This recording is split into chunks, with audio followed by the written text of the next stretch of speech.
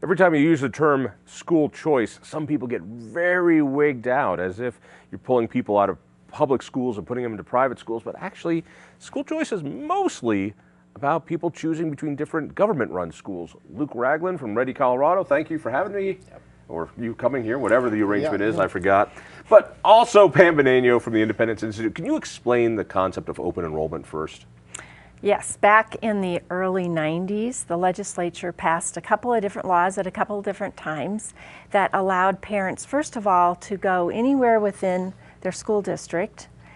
And later a law was passed where they could go across district lines. Now, most of us know that the government's decided neighborhood boundaries for schools. That is, the closest you are to a school, that's going to be the school your kids go to, roughly. That's your assigned school. Yeah, usually. And most all districts have those boundaries. So having open enrollment gives kids the opportunity to go clear across town, or maybe 60 miles away in some cases. That does happen, to go into another school. Now, there is some criteria, and one is that there needs to be space in the school. The parents usually have to provide transportation, and the school has to meet the needs of the child. So for instance, if a child is in a wheelchair, needs an elevator, a parent can't expect a school to install an elevator, or if there's some kind of other special program that the child needs. But it's given opportunity to thousands and thousands of kids in Colorado. Well, including mine. My son has Down syndrome, and the school that he would naturally go to, I didn't think was the right fit for him. It's a great school, but I didn't think it was the right fit for him.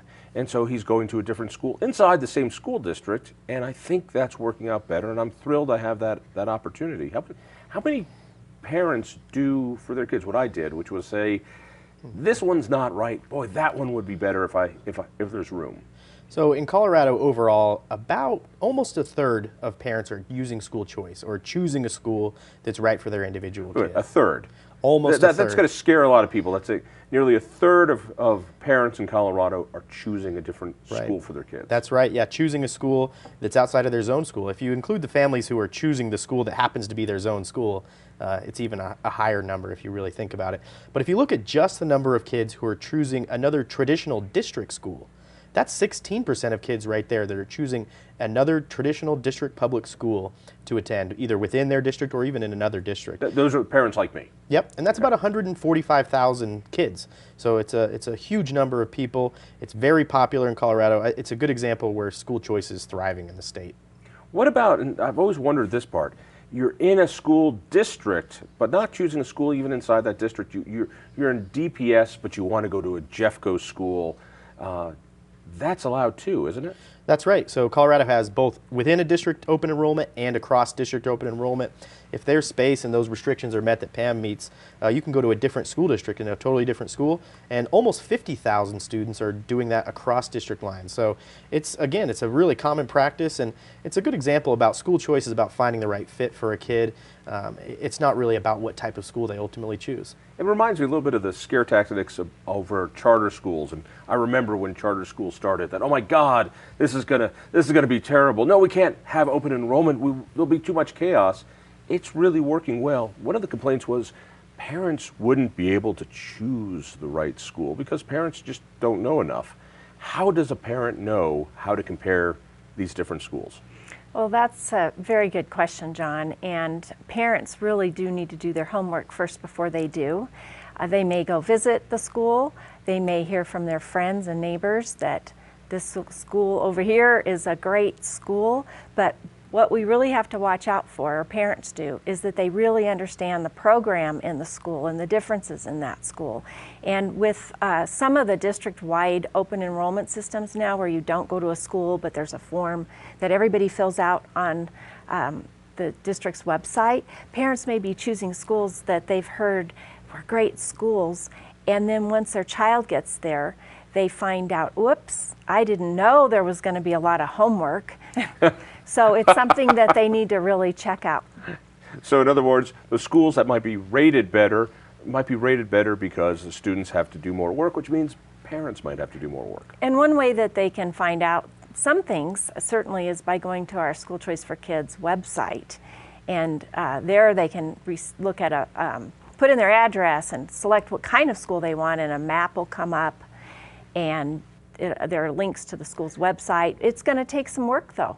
But schoolchoiceforkids.org is a really great one-stop comparison shop. Long before Amazon started giving you customer reviews and comparing prices, you could go onto this site and get information to say, what is it?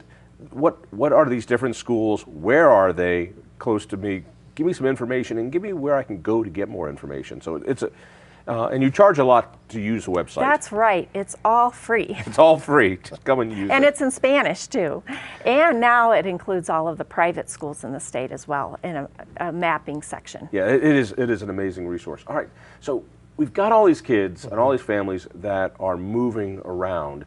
So obviously parents are just pulling kids out of school districts that don't have as much money to send them to school districts that have more money so they can be lavished on with Cherry Creek-like numbers. So this is something we actually looked at. We recently did a study on open enrollment. We took an in-depth look at what's happening in school choice for open enrollment across the state.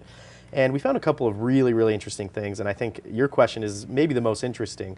We looked at whether parents are choosing a school because it's higher funded. Are parents going to schools that have more money?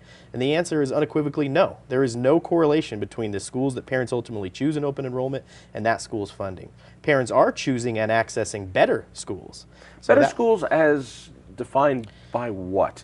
Because for those of us who love choice, that defined by what is different for every customer, for every parent. So when you say a better school, what does that mean? Yeah, that's a really good question. I mean, there's 1,000 variables that every parent, we're all parents, take into account when we're looking at a school. I think one of those, and the one I'm referring to when I say better, is basic reading and math skills. Parents are accessing schools where the students do better on state standardized tests. But I think every parent that makes a choice, we have a pretty good assumption that that's a better school for that child. I mean, somebody told me a long time ago, Harvard is a failing school. And Harvard is a failing school for some people who go to there. Harvard doesn't work for every kid, and some kids drop out of Harvard. But that doesn't mean that Harvard isn't a good school. So I think your point about finding the right fit is the key one here. And open enrollment just provides a plethora of additional options for families to find that right fit. And for some families, that's safety. Because possibly and this is true, I shouldn't say possibly, in some neighborhoods, all of the schools that are district schools are not safe. There are lots of fights, police are being called all the time, and sometimes there's a charter school in that neighborhood where the culture is very different and it's a much safer school. It's what I mean, that people choose things based on different variables. If I want to send my daughter to a school where she might not do as well in math, but she's not afraid to go to school and she's excited to go to school, boy, I would take that in a heartbeat. Compared to going to a school that had better math scores, but she's terrified and can't learn and doesn't feel like part of the community. What's the next step on all this? So therefore, people love all this. Therefore, it's being used. 1/3 of Coloradans are opening and enrolling. So what? So what should we do? I think that. What do we do more or less of? I think we have to continue to expand that pie of parents who are able to access a school that's right for their kid. And so there's a lot of barriers that exist. Of course, school districts can deny students if they say there's not space. And so I think that we have to look at problems there. Transportation has to be provided by the parents. I think that's a major barrier that the state could look at, particularly as things like ride sharing move into the education space, thinking about the ways that the state can reorganize its funding for transportation to be more student-centered, to be more individually centered, as opposed to a one-size-fits-all standard sort of approach. Just a few seconds left, but again, people want more information because there's a lot of confusion. They go to schoolchoiceforkids.org. And you can find out information there, and also there's private school choice options there as well. Yes, there's private school information, and there's links to public school district websites for the open enrollment information. Good stuff. Pam, thank you. Luke, thank you. Read me in the Denver Post. Listen for me on KHOW Radio. Tell a friend about the Independence Institute at thinkfreedom.org. We'll see you next week.